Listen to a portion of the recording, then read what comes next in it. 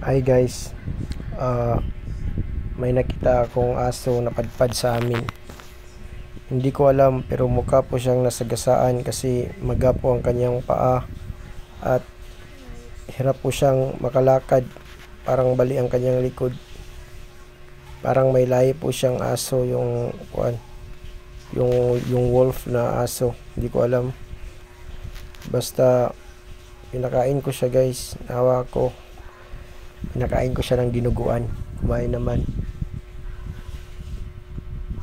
Malakas pa siya dito.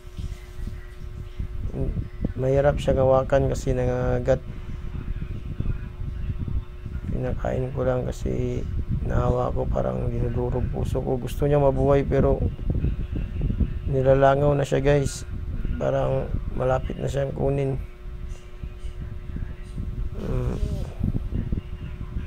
Buhay pa siya nito.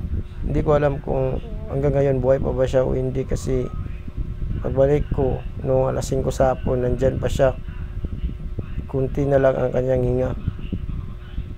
Kinabukasan, pagagising ko, wala na siya dyan sa ilalim ng sakyanan.